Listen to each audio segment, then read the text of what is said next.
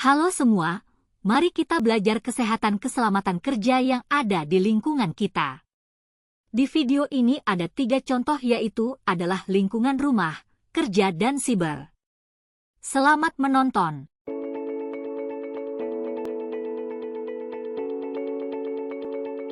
Selamat datang di video tentang safety awareness di dunia cyber.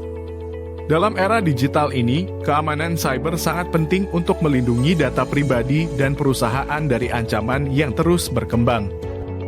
Dalam beberapa menit ke depan, video ini akan membahas ancaman cyber yang umum dan bagaimana Anda bisa melindungi diri Anda dari mereka.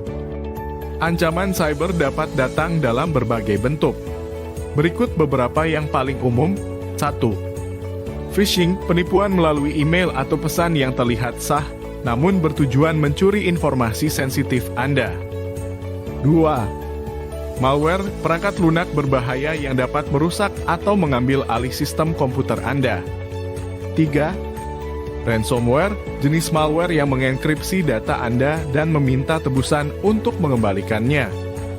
4. Serangan DOS, serangan yang membuat layanan online tidak bisa diakses dengan membanjiri server dengan lalu lintas palsu. Berikut beberapa langkah sederhana untuk melindungi diri Anda dari ancaman cyber. 1. Gunakan kata sandi yang kuat, kombinasi huruf besar, huruf kecil, angka, dan simbol membuat kata sandi lebih sulit ditebak. 2. Perbarui perangkat lunak Anda, pastikan sistem operasi dan aplikasi Anda selalu terbaru untuk melindungi dari kerentanan yang dikenal. 3. Kenali tanda-tanda phishing. Perhatikan email atau pesan yang meminta informasi pribadi atau mengarahkan Anda ke situs web yang mencurigakan. 4. Gunakan autentikasi 2 faktor, tambahkan lapisan keamanan ekstra dengan menggunakan verifikasi 2 langkah seperti kode yang dikirim ke ponsel Anda. Dengan memahami ancaman cyber dan mengambil langkah-langkah pencegahan sederhana, Anda dapat melindungi diri Anda dan perusahaan dari risiko cyber. Jadilah pengguna yang bijak dan selalu waspada terhadap keamanan online. Jika Anda mencurigai adanya aktivitas yang mencurigakan, segera laporkan kepada tim IT atau keamanan cyber perusahaan Anda. Terima kasih telah menonton dan tetap aman di dunia maya. Nah, mungkin kalian bertanya-tanya, apa sih itu safety awareness? Safety awareness merupakan kesadaran dan pemahaman mengenai potensi bahaya dan risiko di lingkungan sekitar, serta tindakan yang dapat diambil untuk mencegah kecelakaan atau cedera. Mungkin kalian masih berpikir, penerapan safety awareness bukannya hanya di kantor dan di jalan ya? Sebenarnya, safety awareness itu dapat diterapkan di mana saja kita berada. Mungkin ambil contoh yang terdekat, yaitu di rumah. Memang bagaimana sih penerapannya di rumah? Untuk penerapan di rumah yaitu, yang pertama, kitchen safety. Selalu pastikan tidak ada kebocoran gas sebelum memakai kompor. Yang kedua, pastikan tidak meninggalkan kompor menyala tanpa pengawasan.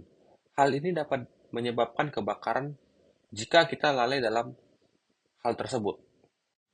Untuk yang kedua yaitu electrical safety atau keselamatan dalam menggunakan listrik.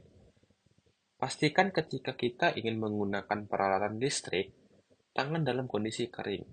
Hal ini untuk mencegah terjadinya konslet. Yang kedua, hindari menggunakan terlalu banyak peralatan listrik pada satu soket untuk mencegah risiko kebakaran. Dan yang ketiga, bathroom safety atau keselamatan di kamar mandi. Selalu gunakan alas anti-slip di dalam dan di luar bak mandi untuk mencegah tergelincir. Nah, sudah tahu kan penerapannya di rumah? Bisa kita simpulkan bahwa keselamatan dimulai dari hal yang terkecil. Dengan langkah kecil, kita bisa mencegah bahaya yang besar. Stay safe, stay aware. Sampai jumpa! Salon kecantikan memiliki peran penting dalam kehidupan banyak wanita, menawarkan lebih dari sekadar perawatan fisik, tetapi juga berkontribusi pada kesejahteraan emosional dan sosial mereka. Salon menjadi tempat di mana wanita dapat memanjakan diri, meningkatkan rasa percaya diri, dan mengungkapkan identitas pribadi mereka melalui berbagai layanan kecantikan seperti penataan rambut, perawatan kulit, manicure, dan pedicure.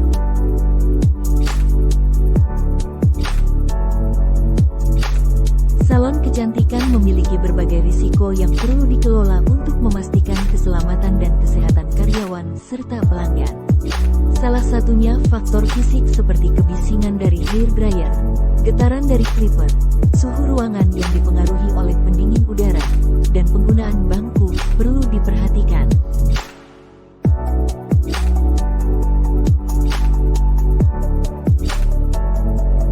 Untuk mencegah dan mengurangi risiko kecelakaan dan penyakit, salon kecantikan harus memperhatikan beberapa aspek, yaitu 1. Higien dan sanitasi, pemakaian alat-alat yang bersih dan steril, penggunaan produk kosmetik yang aman dan tidak berbahaya, pengelolaan limbah dan air yang bersih, dan pemeliharaan lingkungan kerja yang rapi dan bebas dari kotoran.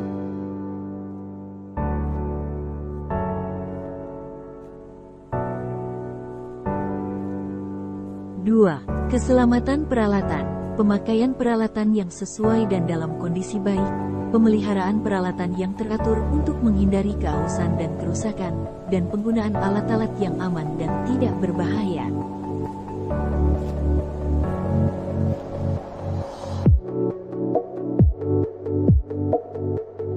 3. Keselamatan lingkungan, pemeliharaan lingkungan kerja yang rapi dan bebas dari kotoran, penggunaan ventilasi yang baik untuk mengurangi debu dan bau yang tidak menyenangkan, penggunaan penerangan yang cukup untuk mengurangi risiko kecelakaan, dan pengelolaan bahan berbahaya yang digunakan dalam perawatan kecantikan. 4. Keselamatan karyawan, pendidikan dan pelatihan karyawan tentang kesehatan dan keselamatan kerja, penggunaan perlengkapan pelindung diri yang sesuai, dan pengawasan karyawan yang bekerja di lingkungan yang berbahaya. 5. Pengelolaan darurat, pemakaian kit pertolongan pertama yang lengkap dan diperiksa secara teratur, pengembangan prosedur darurat yang jelas dan dipahami oleh semua karyawan, dan pengawasan karyawan yang bekerja di lingkungan yang berbahaya.